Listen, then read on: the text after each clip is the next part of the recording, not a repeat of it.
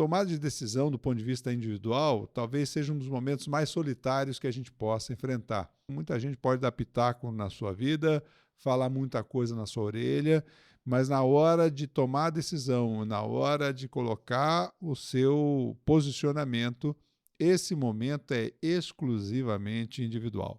Mesmo dentro de uma organização, onde haja uma liderança, por exemplo, inevitavelmente você pode fazer toda a discussão em equipe, mas na hora que você compra a decisão da equipe, este momento é seu, é individual, é intransferível. E talvez por isso toda decisão envolva uma angústia, e a angústia sempre é o que é que eu vou ter que abrir mão para fazer essa escolha. Então, a boa decisão nunca será sobre se eu vou preferir quebrar pedra no deserto ou se eu vou querer tomar um suco de laranja na beira de uma piscina a 28 graus. A questão fundamental é, na economia de bens, qual é o melhor, na economia de males, qual é o menos pior. E essa tomada de decisão envolve algumas características e competências socioemocionais, por exemplo, como a coragem, como a autonomia, como a sua capacidade de enfrentar e anatomizar melhor o contexto para que aí você faça melhores escolhas. É o que nós vamos conversar e bater um papo nesse podcast. Vamos juntos!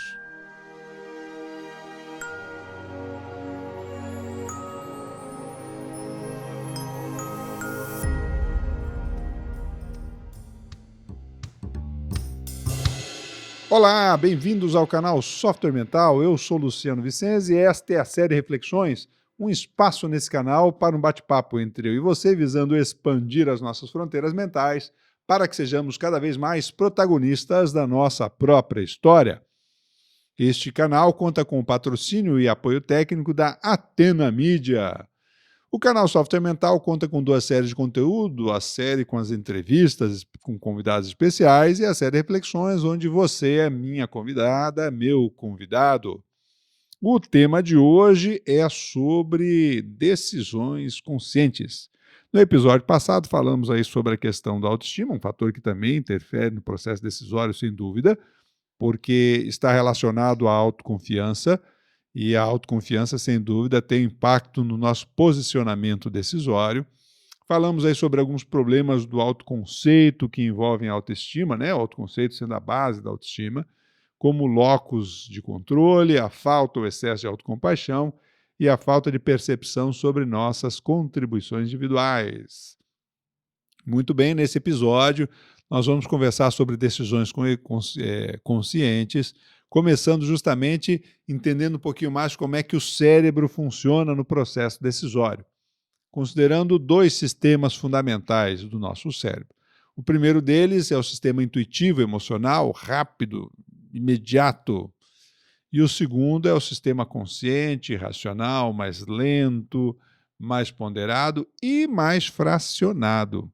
É importante que a gente lembre que na nossa mente não consciente, nós temos todo um arcabouço de informações que diz respeito à nossa realidade, daquilo que a gente tocou, tangenciou, chegou perto, enfim, acessou de alguma maneira a partir dos nossos sentidos, seja quantos você considere, 5, 6, não interessa. O fator fundamental é que na nossa mente não consciente nós temos todo um arcabouço de informação e que nos permite dar uma maior integralidade à vida e, dessa forma, aos conceitos que acessamos. Já o nosso sistema 2, o sistema consciente, mais racional, mais pensado, mais refletido, ele, na verdade, normalmente, ele é parcial. Ele consegue captar um determinado número de informações e trabalhar com um determinado número de informações ao mesmo tempo, e que não podem ser muitas informações, senão a gente se perde.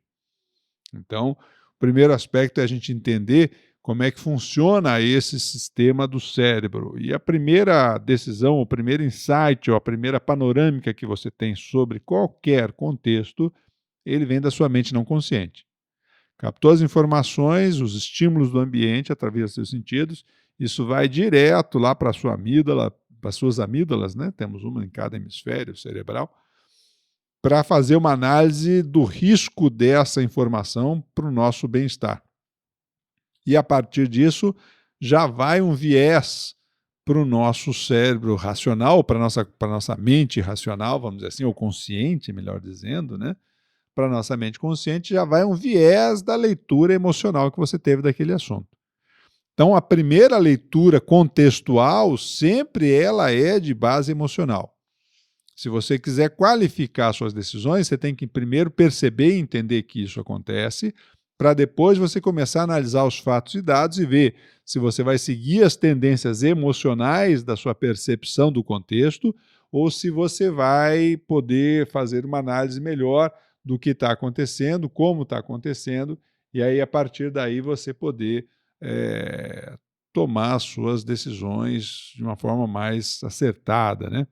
Lembrando, por exemplo, que os seus preconceitos, todos eles partem do sistema 1, do sistema emocional, que normalmente estão relacionados à noção de perigo, e é um conceito-chave do nosso sistema evolucionário, que o diferente pode ser perigoso, se for de perigoso eu preciso me defender de alguma forma. Preconceito, então, é um mecanismo de defesa para tentar proteger as escolhas que eu fiz, ou a qualidade das escolhas que a cultura, o grupo do qual eu faço parte, fez e que determina, então, o local onde me encontro hoje, né? Então, essas decisões morais, por exemplo, de modo geral, sempre acontecem em primeiro lugar a partir da nossa leitura emocional. Aliás, toda decisão, mesmo as conscientes, refletidas, etc. e tal, elas, na verdade, ocorrem meio segundo antes na nossa mente não consciente. Então, a decisão que você está tomando agora de escutar esse podcast, essa decisão foi tomada meio segundo antes pela sua mente não consciente. Então, como é que eu faço para qualificar as minhas decisões? Primeiro, eu tenho que escolher que tipo de input eu vou começar a colocar na minha mente não consciente. Ou seja, que tipo de informação eu vou acessar, que tipo de reflexão eu vou querer aprofundar para inundar mais a mente não consciente desse repertório de informações e, com isso, ela permita que mais informação chegue até a sua mente consciente. É mais ou menos um mecanismo parecido, por exemplo, com, sei lá, um Facebook da vida. Você tem lá seus 3.000 amigos, mas só chega informação de uns 100 para você, 150 no máximo. Por quê? Porque faz um filtro. O seu cérebro também faz esse filtro. Ele limita o número de informações que chega para a sua mente consciente.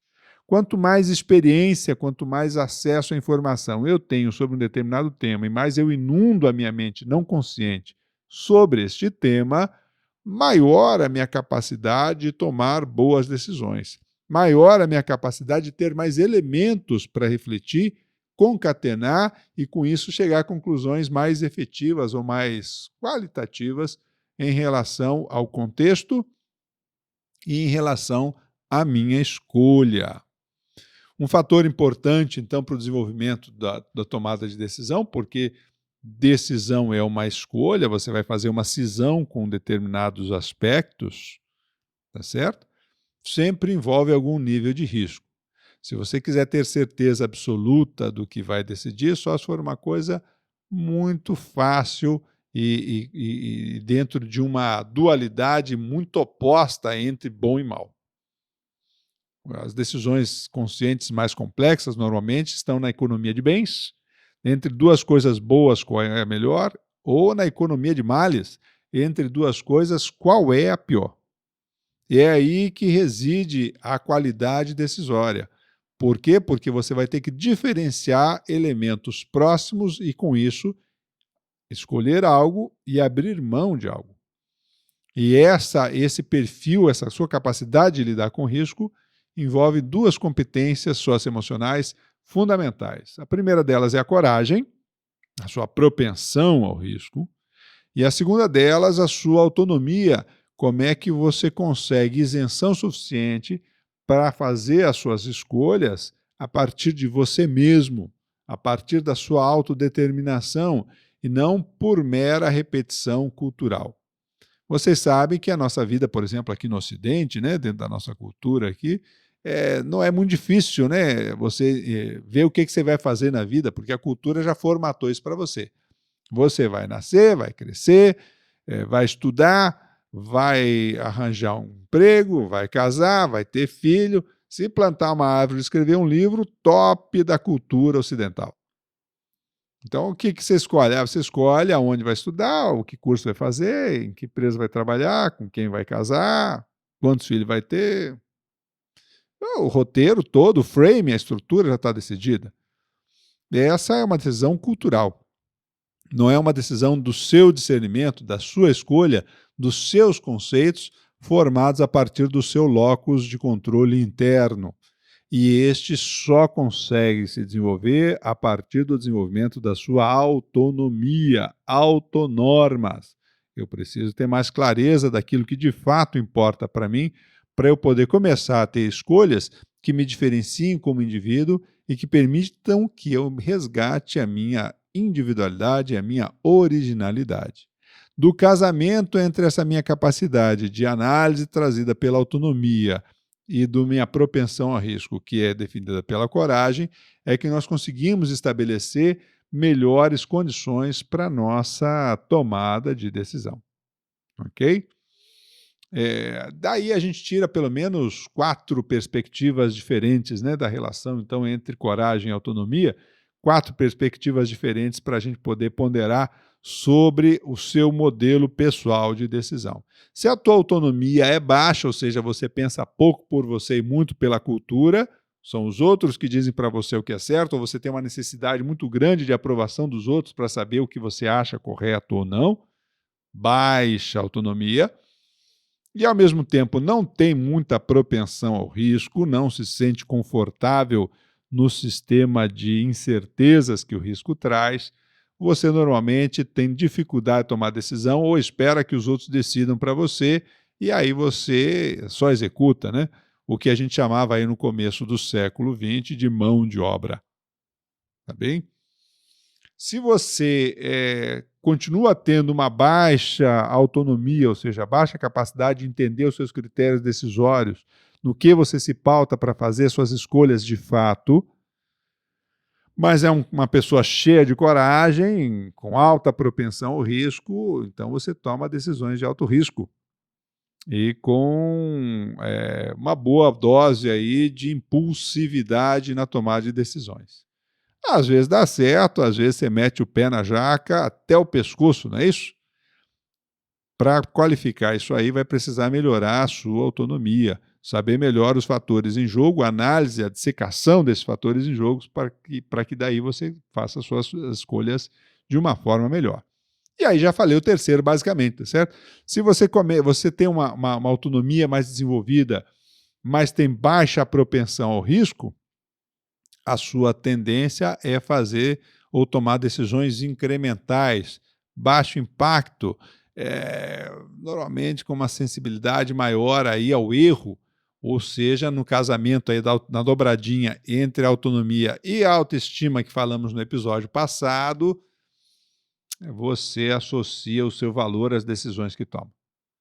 E aí se toma más decisões, então é porque não vale a pena, então é melhor eu tomar decisões de baixo risco para errar pouco e com isso eu não colocar a minha estima lá para baixo.